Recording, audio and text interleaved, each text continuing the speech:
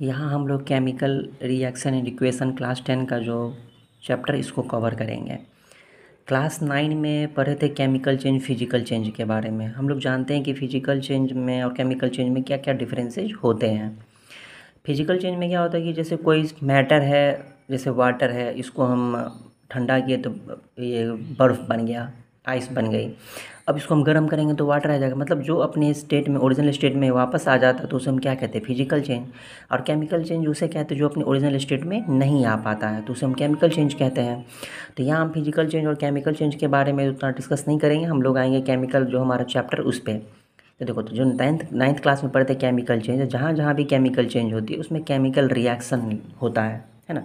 Chemical change होती है उसे क्या बोलते हैं, केमिकल रिएक्शन। ठीक है, जहाँ केमिकल चेंजेज होगी वहाँ केमिकल रिएक्शन होगा। जैसे क्लास 9 में पढ़े थे कि मैग्नीशियम, या पहले भी पढ़े सुना होगा, मैग्नीशियम रिबन जो है, उस मैग्नीशियम रिबन जो है एयर के संपर्क में आते ही वो जलने लगती है और एक वाइट सा पाउडर मिलता है। ठीक है, अब ये इस वाइट पाउडर को फिर से मैग्नीशियम रिबन में तो कन्वर्ट नहीं हो सकता है, तो ये हमारा क्या हो गया, केमिकल चेंज। और केमिकल चेंज हुआ तो यहाँ केमिकल रिएक्शन हुआ है, chemical reaction has taken place. ठीक है, हम जानते हैं magnesium ribbon Burns with a dazzling white flame. ये वाइट फ्लेम के साथ क्या होती है, जलती है ना, और एक वाइट पाउडर मिलती थी। एक्चुअली में क्या होता है इसके पीछे, इस फिर केमिकल चेंज के पीछे मैग्नीशियम जो है वो ऑक्सीजन के प्रेजेंस में बर्न होती है, और जो हमें पाउडर मिलता है वो मैग्नीशियम ऑक्साइड होता है। ठीक ना, तो हम ये यहाँ पे ये समझ में आया कि मैग्नीशियम जो है ऑक्सीजन से रिएक्ट करके क्या बनाती है, मैग्नीशियम ऑक्साइड। मैग्नीशियम का Mg होता है और मैग्नीशियम ऑक्साइड का MgO। ठीक है, तो यहाँ ये केमिकल रिएक्शन हुआ क्योंकि केमिकल चेंज हुआ यहाँ पे। वैसे अगर हमको डिटरमाइन करना है कि केमिकल रिएक्शन हुआ है या नहीं, तो कुछ क्राइटेरिया इसे हम समझ सकते हैं कि यह chemical reaction has taken place. जैसे चेंज इन स्टेट में चेंज हो जाता है, चेंज इन कलर या फिर कलर में चेंज हो जाती है, इवोल्यूशन ऑफ गैस का इवोल्यूशन होता है, या टेम्परेचर चेंज होती है। ये सब क्राइटेरिया है जो डिटरमाइन करती है कि chemical reaction has taken place और नॉट। क्लियर है, आगे देखो। अब जो केमिकल रिएक्शन हुई, जैसे यहाँ पे मैग्नीशियम जो है बर्न ऑक्सीजन के साथ रिएक्ट करके मैग्नीशियम ऑक्साइड बनाई है, तो हम इसको रिप्रेजेंट करने के लिए इसके डिस्क्रिप्शन को मान लो हम लैंग्वेज में लिख रहे हैं कि magnesium ribbon Burns with A dazzling white flame gives white powder, ये सेंटेंस में लिखे हैं नहीं, तो इसके डिस्क्रिप्शन को थोड़ा सा ज़्यादा लंबा हो जाता है। इसको शॉर्टर बनाने के लिए हम वर्ड इक्वेशन का यूज करते हैं। क्या यूज करते हैं, वर्ड इक्वेशन का। जैसे मैग्नीशियम है तो मैग्नीशियम लिख दिए, ऑक्सीजन के साथ रिएक्ट करती है ना तो प्लस ऑक्सीजन लिख दिए। ये क्या रिप्रेजेंट करिए, मैग्नीशियम रिएक्ट्स विथ ऑक्सीजन। ठीक है, वर्ड में लिख रहे हैं, बीच में सिंबल यूज कर रहे हैं, प्लस लिख दिए। और गिव्स टू, और मिलती क्या, मैग्नीशियम ऑक्साइड, तो मैं इस तरह से मैग्नीशियम ऑक्साइड लिख देते हैं। इसको क्या बोलते हैं, वर्ड इक्वेशन। देखो, इस केमिकल रिएक्शन में जो सब्सटेंस क्या करती है, ये चेंज में रिएक्शन में पार्टिसिपेट करती है, उसे हम क्या कहते हैं, रिएक्टेंट्स। और रिएक्शन होने के बाद जो हमें मिलती है उसे क्या बोलते हैं, प्रोडक्ट्स। नहीं, तो रिएक्टेंट्स किसको बोलेंगे, that undergo chemical change in the reaction. ठीक है, केमिकल रिएक्शन में जो पार्टिसिपेट करती है उसे क्या कहेंगे, रिएक्टेंट्स। और जो रिएक्शन के बाद मिलती है उसे क्या कहेंगे, उसे प्रोडक्ट्स कहेंगे। Form during the reaction, the substance which is form during the reaction. Reaction के दरमियान जो हमें मिलती है उसे क्या कहते हैं, प्रोडक्ट्स कहते हैं। देखो, केमिकल रिएक्शन में हमें कुछ ये जो केमिकल चेंजेज होती है उसकी रिएक्शन के बारे में ही पढ़ना है कि इसको इसके साथ रिएक्ट करने पर हमें क्या मिलती है, बेसिकली यही पढ़ना है। ठीक है, तो ये चीज़ें तो समझ में आ गई कि क्राइटेरिया क्या क्या है केमिकल रिएक्शन होने के। ठीक है, केमिकल रिएक्शन को रिप्रेजेंट कैसे करते हैं, अभी देखिए वर्ड इक्वेशन से रिप्रेजेंट करते हैं। अब इससे भी शॉर्टर फॉर्म हम यूज कर सकते हैं केमिकल रिएक्शन को रिप्रेजेंट करने के लिए, क्या कि प्रत्येक जो एलिमेंट इसमें पार्टिसिपेट कर रहे हैं उसके हम सिंबल का यूज करेंगे, तो और शॉर्टेस्ट हो जाएगा, है ना। देखो यहाँ पे जैसे मैग्नीशियम है तो मैग्नीशियम का Mg लिख दिए, ऑक्सीजन है तो O2 लिख दिए, और गिव्स टू क्या हो गया, MgO। ठीक है, क्लास 9 में पढ़े थे law of conservation of mass. Law of conservation of mass में क्या पढ़े थे कि मास को ही न ही क्रिएट किया जा सकता है और न ही डिस्ट्रॉय किया जा सकता है। अगर यहाँ पे रिएक्टेंट्स का टोटल मास हम निकालेंगे और यहाँ प्रोडक्ट्स का टोटल मास निकालेंगे, दोनों इक्वल नहीं आएगा। लेकिन law of conservation of mass हमें क्या सिखाती है कि टोटल मास ऑफ रिएक्टेंट्स बराबर टोटल मास ऑफ प्रोडक्ट्स। याद करो, क्लास 9 में पढ़े थे। ठीक है। लेकिन यहाँ जो देखोगे कि mass is not the same on both side of the equation, यहाँ जो मास जो दोनों साइड क्या है, सेम नहीं है। जब मास दोनों साइड सेम नहीं हो तो ये law of conservation of mass को कंट्राडिक्ट करती है, नहीं। तो हमको दोनों तरफ क्या करना पड़ेगा, मास दोनों का सेम करना पड़ेगा। नहीं, वैसे अगर इसका मास सेम नहीं तो इसे हम कहते हैं स्केलेटल केमिकल इक्वेशन या अनबैलेंस्ड केमिकल इक्वेशन। ठीक है, स्केलेटल केमिकल इक्वेशन कब कहेंगे, the mass is not the same on both side of the equation. तो ये अभी क्या है, स्केलेटल केमिकल इक्वेशन। तो ये स्केलेटिकल केमिकल इक्वेशन जो है, जो हम लोग क्लास 9 में पढ़े थे, law of conservation of mass, इसको कंट्राडिक्ट करती है। इसका मतलब हमें क्या करना पड़ेगा, मास को सेम करना पड़ेगा। और मास को सेम क्यों करना, मास को सेम कैसे करेंगे, मास सेम करने के लिए क्या करेंगे, दोनों तरफ जो जो एलिमेंट्स है उसके नंबर ऑफ एलिमेंट्स क्या होना चाहिए, सेम होना चाहिए। इधर जो जितने मैग्नीशियम उतना मैग्नीशियम इधर भी होना चाहिए, जितना ऑक्सीजन इधर है उतना ही ऑक्सीजन इधर भी होना चाहिए। नहीं, क्यों, क्योंकि law of conservation of mass ने हमें ये सिखाया कि मास क्या है, neither be created not be destroyed. That is, इसका मतलब क्या है कि किसी केमिकल रिएक्शन में टोटल मास ऑफ रिएक्टेंट्स और टोटल मास ऑफ प्रोडक्ट्स क्या होते हैं, इक्वल होते हैं।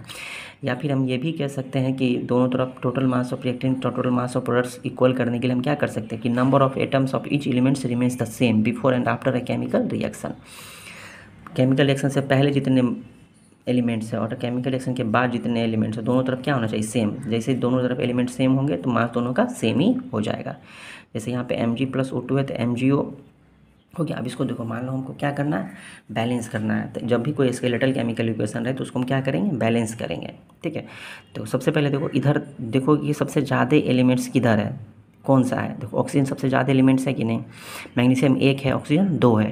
ठीक है, तो इधर ऑक्सीजन 2 है, इधर भी 2 कर दो तुरंत। तो ऑक्सीजन को 2 करने के लिए यहाँ पे 2 देंगे कि नहीं, यहाँ नहीं ना, नीचे में देते हैं, यहाँ देते हैं ना। ठीक है, क्लास 9th में ये पढ़े थे कि नीचे में कैसे 2 आता है, ये सब इतना सीखने की, अब वो क्लास 9th में ही पढ़ना था।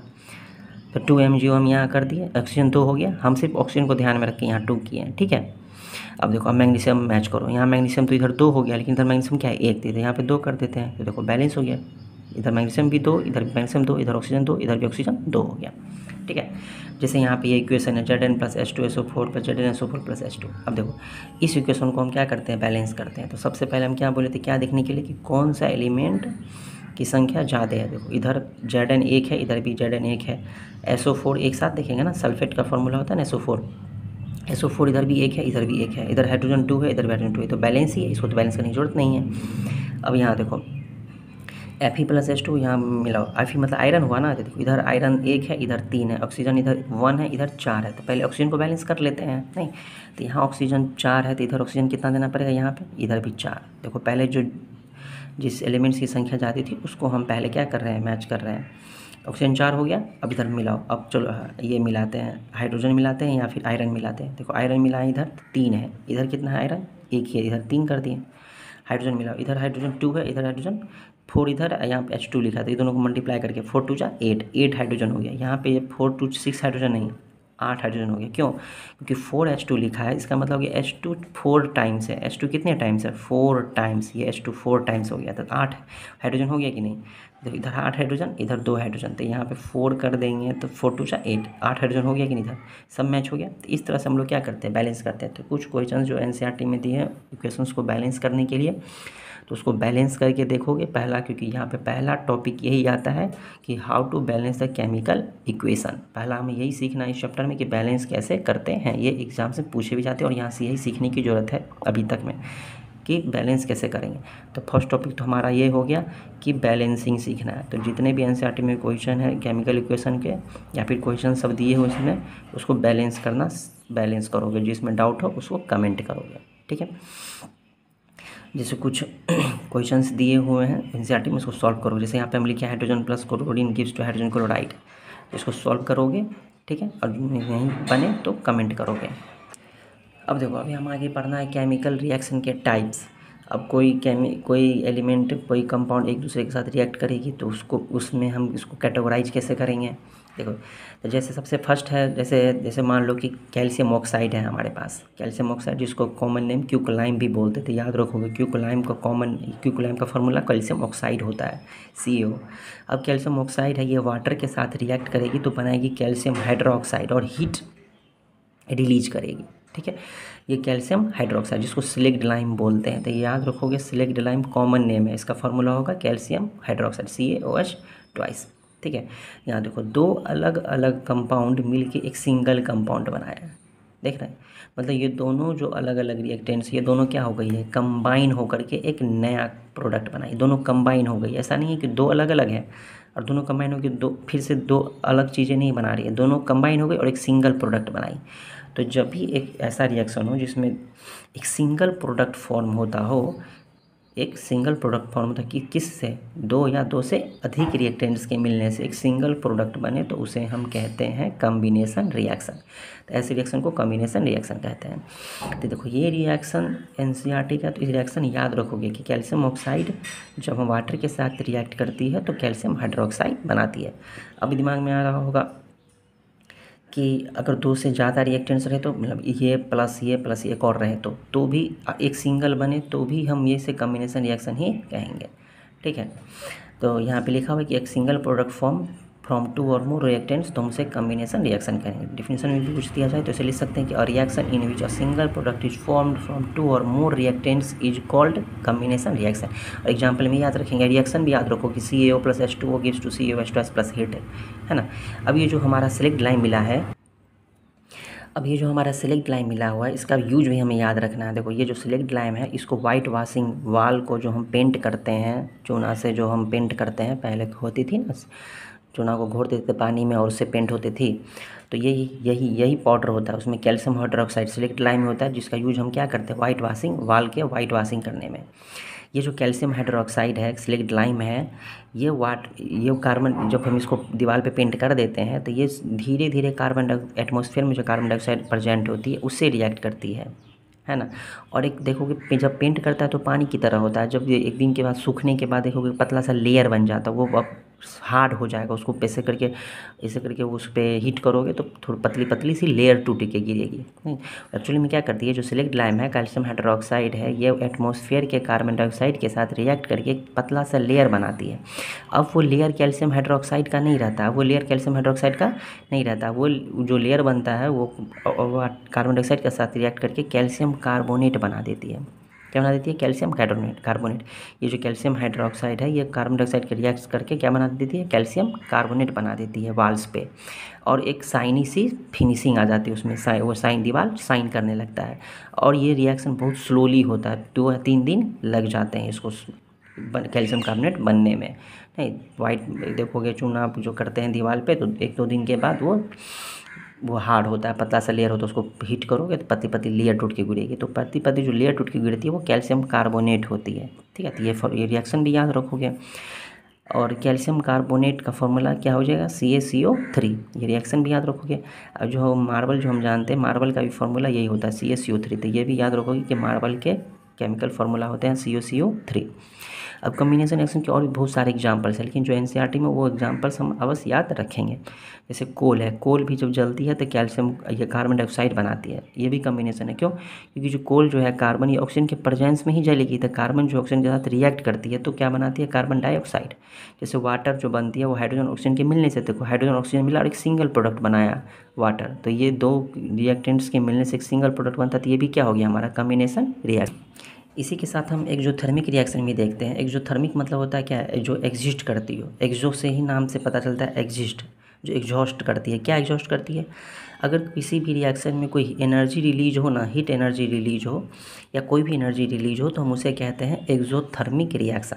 नहीं, प्रोडक्ट तो बनेगी, दो रिएक्शन होगी तो कोई ना कोई प्रोडक्ट तो बनेगी, प्रोडक्ट के साथ अगर हीट भी प्रोड्यूस करेगी तो हम उसे कहेंगे एक्सोथर्मिक रिएक्शन। तो रिएक्शन होने में नहीं बोल रहे हैं, रिएक्शन कंप्लीट मतलब रिएक्टेंट्स मतलब रिएक्शन करवाने के लिए हीट की ज़रूरत नहीं, रिएक्शन होने के बाद अगर हीट रिलीज करे तो उसे हम क्या कहेंगे, एक्सोथर्मिक रिएक्शन। जैसे इसी में देखो ये रिएक्शन जो हुआ तो हीट रिलीज किया, तो चूँकि ये एक एनर्जी है तो यहाँ एनर्जी रिलीज किया, हीट एनर्जी रिलीज किया, तो ये क्या किया, हीट को एग्जॉस्ट किया, नहीं तो इसे एक्सोथर्मिक रिएक्शन भी कहते हैं। तो एक्सोथर्मिक रिएक्शन कब कहेंगे, जब heat is released along with the formation of products के बनने के साथ साथ अगर हीट भी एनर्जी भी रिलीज करे तो उसे हम कहेंगे एक्सोथर्मिक रिएक्शन, ठीक है। जैसे बर्निंग ऑफ नेचुरल गैस, जैसे नेचुरल गैस जो है जिसको मीथेन बोलते हैं, ये जब बर्न होती है तो हीट एनर्जी भी रिलीज करती है, इसीलिए हम इसे एक्सोथर्मिक रिएक्शन कहते हैं। जैसे मीथेन है, ऑक्सीजन है, रिएक्ट करके कार्बन डाइऑक्साइड बनाती है और वाटर भी बनाती है और हीट एनर्जी भी रिलीज करती है, इसलिए हम इसे कहते हैं एक्सोथर्मिक रिएक्शन सब याद रखोगे। अब देखो रेस्पिरेशन पर हो गया, बायोलॉजी में रेस्पिरेशन भी एक्सोथर्मिक रिएक्शन है, क्योंकि हम जानते हैं जो हम फूड खाते हैं उसमें कार्बोहाइड्रेट्स होते हैं और वो डाइजेस्ट होकर के ब्रेक ग्लूकोज बनाती है। अब ये सेल में जाने के बाद ग्लूकोज जो ऑक्सीजन के साथ रिएक्ट करके क्या बनाती है, एनर्जी रिलीज करती है, उसी एनर्जी से हमारा बॉडी वर्क करता है। तो देखो, तो यह एनर्जी रिलीज किया नहीं, तो इसे हम भी क्या कहेंगे, एक्सोथर्मिक रिएक्शन। तो रेस्पिरेशन भी क्या है, एक एक्सोथर्मिक रिएक्शन है। इसका फार्मूला अगर देखें तो हम जानते हैं ग्लूकोज का फार्मूला होता है C6H12O6। ये ऑक्सीजन के साथ रिएक्ट करेगी तो कार्बन डाइऑक्साइड बनाएगी, वाटर बनाएगी और साथ में एनर्जी रिलीज करेगी, इसलिए हम इसे भी एक्सोथर्मिक रिएक्शन कहते हैं। ये जो वेजिटेबल जो मैटर होते हैं ये भी डिकम्पोज होकर के कंपोस्ट बनती है ना, ये भी एक्सोथर्मिक रिएक्शन है, ठीक है। The decomposition of vegetable matter into compost, जो सब्जी के बचे खुचे जो भी वेस्ट होते हैं उसको मान लो हम ज़मीन में डाल देते हैं तो ये कंपोस्ट में कन्वर्ट हो जाती है, जिसको जैविक खाद भी बोलते हैं, जो पौधे के लिए बहुत ही फर्टाइल का काम करती है। तो ये भी एक्सोथर्मिक रिएक्शन है। तो वेजिटेबल मैटर का कंपोस्ट में बनना भी क्या है, एक्सोथर्मिक रिएक्शन है। तो दो रिएक्शन हम लोग देखें, कम्बिनेशन रिएक्शन और एक्सोथर्मिक रिएक्शन। कम्बिनेशन मतलब नाम से ही पता है कंबाइन होना। तो कंबाइन कब होगा, जब दो या दो से ज़्यादा रहेगा तब ना। तो दो या दो से ज़्यादा रहे कंबाइन होकर एक सिंगल बनाए तो उसे हम क्या कहेंगे, कम्बिनेशन रिएक्शन। नाम से ही पता चल जाएगा। एक्सोथर्मिक रिएक्शन मतलब क्या हो, जो एग्जिस्ट करे, एग्जिट मतलब क्या होता है, निकलना, बाहर निकलना। EXIST होता है ना, EXIT एग्जिट, जो एग्जिट करे, क्या चीज़ एग्जिट करे, एनर्जी एग्जिट करे, हीट एनर्जी या कोई भी एनर्जी रिलीज कर रही है तो उसे हम क्या कहेंगे, एक्सोथर्मिक रिएक्शन। नाम से ही पता चल जाता है। देखो, नाम से तो हमको उसको डिफाइन कर देंगे, लेकिन हमको बेसिकली इसमें ना रिएक्शन भी याद रखना है, ठीक है। जैसे रेस्पिरेशन एक्सोथर्मिक रिएक्शन, डिकम्पोजिशन जो है वेजिटेबल मैटर का ये है एक्सोथर्मिक रिएक्शन। आगे देखो डिकम्पोजिशन रिएक्शन से ही पता चलता है डिकम्पोज होना। डिकम्पोज मतलब क्या होता है, ब्रेक होना, ब्रेक डाउन होना, ठीक है। तो ब्रेक कब होगा, कोई एक चीज़ें रहेगी वो ब्रेक होकर के दो या तीन चीज़ें बन जाएगी। तो अगर कोई एक सिंगल रिएक्टेंट्स हो और वो ब्रेक होकर के दो या दो से ज़्यादा में कन्वर्ट हो जाए तो उसे हम कहेंगे डिकम्पोज हो गया, ये डिकम्पोजिशन रिएक्शन है। नहीं, एक सिंगल रिएक्टेंट जो है ब्रेक डाउन होकर के कुछ प्रोडक्ट्स बनाए, सिंपलर प्रोडक्ट्स बना दे, तो एक बड़ा चीज़ ब्रेक हो जाएगा तो छोटी छोटी चीज़ें बदल जाएगा ना, सिंपलर प्रोडक्ट हो जाएगा ना, इसे सिंपलर प्रोडक्ट्स लिखा हुआ है। या फिर टू और मोर प्रोडक्ट्स भी लिख सकते हैं। तो एक single reactants break down to give simple products equal decomposition reaction. जैसे देखो, ये फेरस सल्फेट है, FeSO4, ठीक है। जब हम इसको हीट देंगे तो ये ब्रेक होकर के, देखो ये ब्रेक होकर के क्या बन गया, Fe2O3, ferric oxide, sulphur dioxide, sulphur trioxide, reaction याद रखोगे। तो ये हीट देखो, अब ये जो सिंगल रिएक्टेंट्स है ये ब्रेक होकर के दो या तीन प्रोडक्ट्स में बदल गया कि नहीं, तो डिकम्पोज हो गया कि नहीं, ब्रेक हो गया कि नहीं, तो इसे हम कहेंगे डिकम्पोजिशन रिएक्शन। देखो यहाँ पे हीट लिखा है, यहाँ डिकम्पोज होने के बाद हीट रिलीज नहीं हुआ, इसको डिकम्पोज करने के लिए हीट देना पड़ रहा है। यहाँ रिलीज नहीं कर रहा है हीट, रिएक्टेंट्स को हीट देना पड़ रहा है इस रिएक्शन को करवाने के लिए, ठीक है। तो यहाँ देखो, यहाँ हीट एनर्जी देनी पड़ रही है। तो आगे पढ़ेंगे, जिस रिएक्शन को करवाने के लिए या फिर जिस केमिकल रिएक्शन में कोई एनर्जी अलग से देना पड़े तो हम उसे कहेंगे, देखो यहाँ पे एग्जिट नहीं करें, हम दे रहे हैं तो इसको कहते हैं एंडोथर्मिक रिएक्शन। क्या बोलते हैं, एंडोथर्मिक, जो एंटर करे, मतलब इससे हम याद रखने के एक तरीके हो सकते हैं।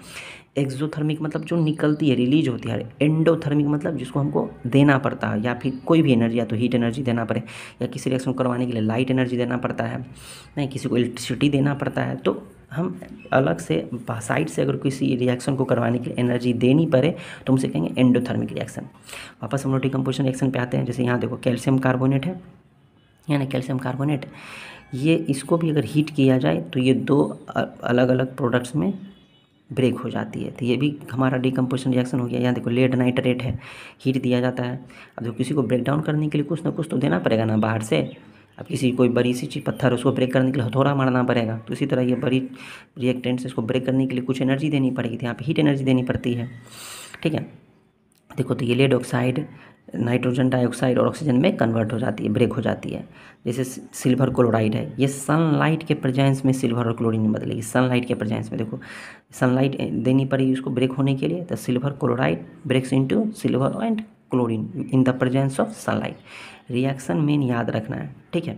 आगे देखो, सिल्वर ब्रोमाइड है, ये भी सनलाइट के प्रेजेंस सिल्वर और ब्रोमीन में कन्वर्ट हो जाता है इन द प्रेजेंस ऑफ सनलाइट, ठीक है। ये जो रिएक्शन है सिल्वर क्लोराइड सिल्वर ब्रोमाइड का ब्रेकडाउन जो हुआ है, डिकम्पोज जो हुआ है, इस रिएक्शन का यूज किया जाता है ब्लैक एंड वाइट फोटोग्राफी में, ठीक है। जो फोटोग्राफी होती है ब्लैक एंड वाइट फोटोग्राफी, उसमें इस रिएक्शन का यूज किया जाता है। तो हमको ये भी यहाँ से ये भी एक पॉइंट मिल गया कि ब्लैक एंड वाइट फोटोग्राफी के रिएक्शंस कौन कौन से हैं, सिल्वर क्लोराइड और सिल्वर ब्रोमाइड, ठीक है। हम यहाँ देख रहे हैं कि कोई भी रिएक्टेंस जो बड़े बड़े रिएक्टेंस इसको ब्रेक होने के लिए, डिकम्पोज होने के लिए अलग से एनर्जी की रिक्वायरमेंट होती है, नहीं, या तो हीट के फॉर्म में, या तो सनलाइट के फॉर्म में, या कभी कभी इलेक्ट्रिसिटी के भी फॉर्म में। जैसे वाटर है, वाटर को ब्रेक करने के लिए हमें इलेक्ट्रिसिटी देनी पड़ती है, नहीं, रिएक्टेंट्स को ब्रेक होने के लिए कुछ ना कुछ एनर्जी की ज़रूरत पड़ती है, या तो हीट के फॉर्म में, या तो लाइट के फॉर्म में, या इलेक्ट्रिसिटी के फॉर्म में, ठीक है। तो ऐसे रिएक्शन जिसमें एनर्जी देनी पड़े, मतलब इस रिएक्शन को करवाने के लिए एनर्जी वो एब्जॉर्ब किया ना, सनलाइट एनर्जी एब्जॉर्ब किया ना, तो जिस रिएक्शन को करवाने के लिए एनर्जी एब्जॉर्ब हो या एनर्जी की ज़रूरत पड़े तो उसे हम कहते हैं एंडोथर्मिक रिएक्शन। तो नोट करके लिखा हुआ है कि decomposition reactions require energy either in the form of heat, light और electricity for breaking down the reactants. Reactants को ब्रेक डाउन करने के लिए हीट, लाइट और इलेक्ट्रिसिटी की ज़रूरत पड़ती है, नहीं। तो ऐसे रिएक्शन जिसमें एनर्जी को एब्जॉर्ब किया जाए उसे हम कहते हैं एंडोथर्मिक। तो दो टाइप का ही एनर्जी से रिलेटेड रिएक्शन निकल के आया, heat energy, sorry exothermic reaction और एंडोथर्मिक, दोनों में कंफ्यूज नहीं होना। एक्सोथर्मिक, एंडोथर्मिक, एक्सोथर्मिक जो एग्जिट करे एनर्जी को, एंडोथर्मिक जो एब्जॉर्ब करे एनर्जी को, ठीक है। और कम्बिनेशन डिकम्पोजिशन भी एकदम आसान था, कम्बिनेशन में कंबाइन होगा दो या दो से ज़्यादा रिएक्टेंट्स कंबाइन होकर एक सिंगल प्रोडक्ट बनाएगा तो कम्बिनेशन, और यही उसका उल्टा हो गया डिकम्पोजिशन। क्या डिकम्पोजिशन, कि सिंगल प्रोडक्ट ब्रेक होकर के 2 या 3 प्रोडक्ट में बदल जाए या 2 से ज़्यादा में बदल जाए तो उसे कहेंगे डिकम्पोजिशन रिएक्शन, ठीक है।